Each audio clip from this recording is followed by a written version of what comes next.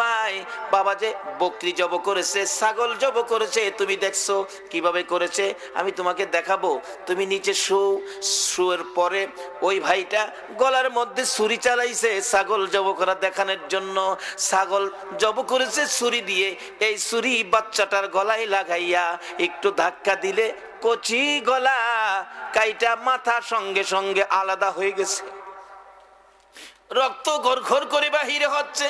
মা দরদি রান্নাঘর থেকে বেরিয়ে আসলেন, আয়সা দেখে কলিজাটা যেন দুইটা ভাগ হয়ে গেছে। চিৎকার মারলেন, ও জাবেরের বিবি, কি ঘটনা ঘটলো রে? আবার মনকে সান্ত্বনা দিলেন, কান্দিস না, যে রাসূল আজকে আমার বাড়িতে আসবে গো, এই রাসূলের সৃষ্টি না হইলে তো সন্তানের মা হইতে পারতাম না। রাসূল আমার বাড়িতে আসবেন, যে রাসূলের উপর আমার আল্লাহ নিজে 24 ঘন্টা দরুদ ও সালাম পাঠ করে। আল্লাহু আকবার বলুন, বলুন আমার আল্লাহ নবীর উপর 24 ঘন্টা দরুদ ও সালাম পাঠ করে কিনা? এটা কোনো মৌলবীর ওয়াজ না, মুফতির ফতোয়া না, সরাসরি কোরআন। যায়েন হাফিজিয়া মাদ্রাসায় জিজ্ঞেন কোরআন এটা আছে কিনা। ইন্নাল্লাহা ওয়া মালাইকাতাহু ইউসাল্লুনা আলান নবী। আল্লাহ নিজে যে নবীর উপর 24 ঘন্টা দরুদ ও সালাম পাঠ করে, ফেরেশতারা করে, ওই নবী আসবে, কপাল ভালো রে, ছেলের জন্য কাঁদতে পারি না। জিজ্ঞেস করলেন, বাবা এ কাজ কি তুমি করেছো? হ মা। কি করলে বাবা? কাজটা তো ভালো করো নাই। মার অবস্থা দেখে ওই ছেলেটাও দৌড় দিতে চাইলেন, কাজটা ভালো করি নাই, মা নিয়ে আবার আঘাত করে, পাথরে স্লিপ কাইটা পরে আরেক পাথরে বাড়ি খাইয়া, আরবের পাথর কনাউলা ধেরা ভেরা কাটার মতো চুক্কা হয়ে রয়েছে, পাথরের বাড়ি খাইয়া মস্তক সিটা বাহির হয়ে বাচ্চাটাও হাত বাড়াইছে, মা গো বাই গেছে, আমিও মরে যাব গো মা, আমার মাথা ফাইটা গেছে, আমাকে একটু ধরো। মা দুইটা সন্তানের মাঝখানে দাঁড়াইয়া দাঁড়াইয়া কান্দে, মাবুদ গো তুমি বুঝি দেখতে চাও আমার সন্তানের মায়া বেশি না তোমার নবীর ভালোবাসা বেশি? হ্যাঁ মাবুদ, মহিলা বলে দুর্বল মনে করো না, মেয়ে বলে দুর্বল ভাইবো না, আমি আমার সন্তানের মায়া বিদায় করে দিলাম, রাসূলের ভালোবাসা বিদায় দিলাম না। ব্যবসা করবেন কার সাথে? ব্যবসায়ী কত লাভবান হবেন? কারাগো আজকে সেই নবীর ভালোবাসাই নবীর ঘর মাদ্রাসার পক্ষ থেকে মাহফিলে বসে আছেন, নিশ্চয়ই আপনাদের ব্যবসা লাভবান হয়ে যাবে, জান্নাতের বিনিময়ে আমার আল্লাহর সাথে ব্যবসা হয়ে যাবে। আমি শেষ দিকে যাচ্ছি, দোয়া করে দিব। জাবির রাদিয়াল্লাহু তাআলা আনহুর বিবি বাচ্চা দুইটা বাহির থেকে টাইনা টাইনা রান্নাঘরের কিনারে চাদর দিয়ে ঢাইকা রান্না শুরু করে দিলেন। রান্না শেষ পর্যায়ে হয়ে গেল।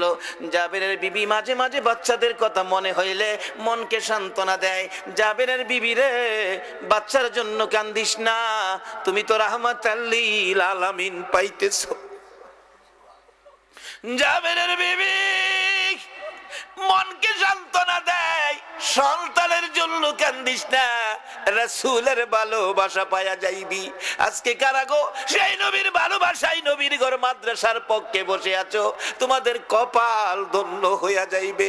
জীবনে যদি আর কোনোটাই আল্লাহর কাছে কবুল না হয়, এই আয়োজনের উসিলায় হাসরের ময়দানে আমার আল্লাহ নাজাতের ফায়সালা করে দিবে।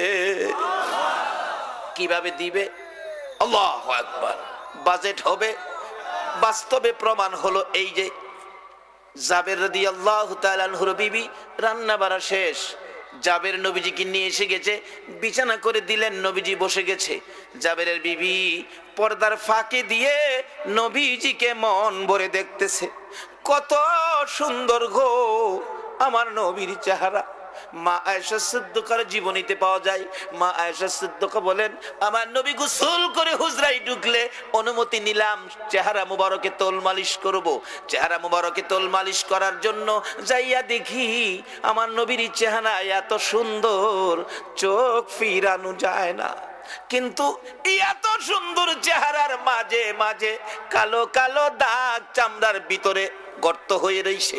মা আয়েশা প্রশ্ন করলেন, ইয়া রাসূলুল্লাহ, এত সুন্দর চেহারায় কালো কালো দাগ গর্ত হয়ে আছে, দাগগুলো কিসের আমি জানতে চাই। হুজুর, আপনার কি জীবনে কোনোদিন বসন্ত হয়েছিল? আমার নবী মুখটা ফিরাইয়া কান্দে, আয়েশা রে, না না, কোনোদিন বসন্ত হয় নাই, দাগগুলো কিসের আমি জানতে চাই। আমার নবী বলেন, রে আয়েশা, সব কথা জিজ্ঞাস রে, দাগের কথা জিজ্ঞাস না। এই দাগের কথা যদি আমার কেউ জিগায় রে, আমি নবীর কলিজা মানে না।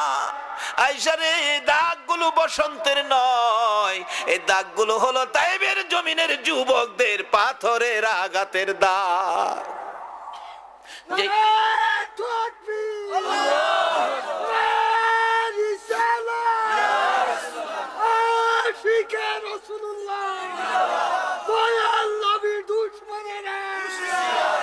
যেই বয়সের যুবকেরা আমার নবীর পাথর মাইরা সুন্দর চেহারায় দাগ করেছিল, আজকে সেই বয়সের যুবকগুলো এই রাত্র শেষ পর্যন্ত বসে আছো।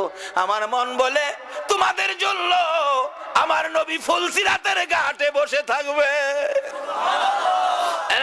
বাবারা, কেমনে বসে থাকবে, কেমনে আমার আল্লাহ ব্যবসা করবে, সেটাই তো আমি বলতেছিলাম।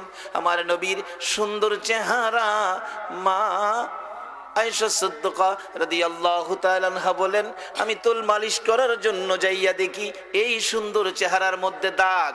ডেকে ডেকে বললাম, হুজুর, এই দাগগুলি তো তাইবের জমিনের যুবকদের পাথরের আঘাতের, আমি জানি আপনি দোয়া করলে দাগগুলো পরিষ্কার হয়ে যাবে।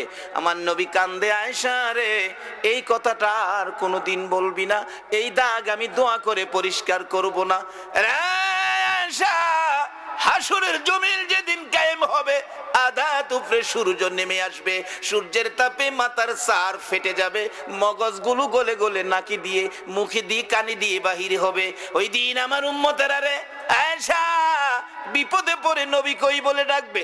ওই দিন আমি নবী এক একটা দাগের বিনিময় কোটি কোটি গুনাহগার উম্মতের মাফ করে দিব। আমার আল্লাহ এই দাগের বিনিময়, ইয়া রাসূলুল্লাহ, মারহাবা। আমার আল্লাহ বলেন, বন্ধু গো, তোমার এই দাগগুলো উম্মতের নাজাতের জন্য রেখে দিলা। তোমাকে আমি আল্লাহ কত ভালোবাসি। 63 বছর জিন্দেগির মধ্যে তোমার সুন্দর চেহারায় একটা মশা মাছি বসতে দেই নাই, একটা পোকামাকড় কামড় দিতে দেই নাই। ওই চেহারার দাগগুলো উম্মতের জন্য রেখে দিলা। যাও, আমি আল্লাহ কথা দিলাম, তোমার উম্মত যারা হবে, তোমাকে যারা ভালোবাসবে, তোমার আদর্শের মালা যারা গলায় পড়বে, বন্ধু গো, হাসরের ময়দানে তোমার উম্মতেরে আমি আল্লাহ মাফ করে দিব। বলতেছিলাম, ওই নবীর ভালোবাসার মধ্যে ব্যবসা জমবে, কত সুন্দর ব্যবসা। একটা মহিলা হইয়া জুড়াইছে, বাচ্চাগুলো রাইখা দিলেন, আমার নবী এসে গেলেন, পর্দার ফাঁকি দিয়ে জাবেরের বিবি নবীর সুন্দর চেহারা খনি দেখতেছে আর গুনগুন গুনগুন করে গান গাইতেছে। আরে মা আমিনার কুলে দেখো চাঁদ উঠেছে, বলুন, মা আমিনার কুলে দেখো চাঁদ উঠেছে, যাহারি প্রেমেতে জাহান পয়দা হয়েছে, হাইরে যাহারি প্রেমেতে জাহান।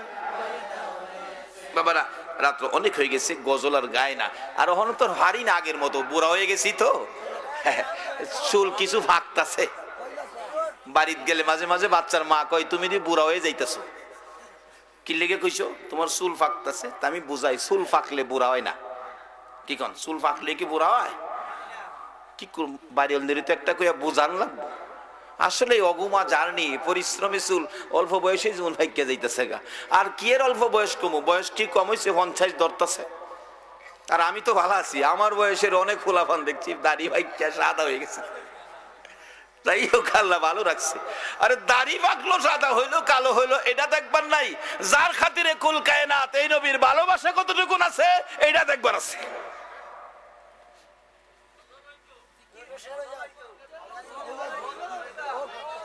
কিতা কোক্কা বা গজল হইতো নি, আপনারও কোক্কা আমার সাথে। জাবেরের বিবিটা কি, স্বামী স্বামী গো, আমারে ডাইকো না, আমি মন ভরে রাসূলের সুন্দর চেহারা দেখি।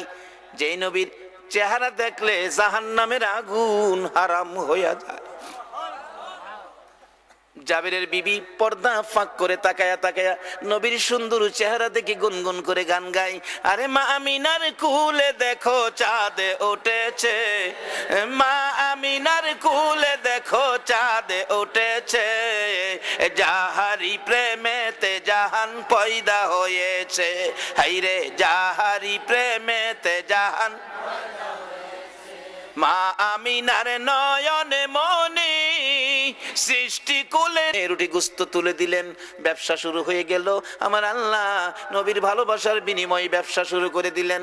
ডাকতেছে জিব্রাইলকে লক্ষ্য করে, আমার আল্লাহ জিব্রাইল রে, আমার বন্ধুর কানে খবর দে, বন্ধু যেন জাবেরের 2টা সন্তান না লইয়া রুটি না খায়। রুটি তো সামনে, নবীজি হাত দিবেন, জিব্রাইল দৌড়ে আসছে, হুজুর রুটি খায়েন না। বলো কি, দাওয়াত করে আনছে, খাওয়ানোর জিনিস খাবো, নিষেধ কেন? আল্লাহ বলছে নিষেধ মানে খাওয়া নিষেধ না, জাবেরের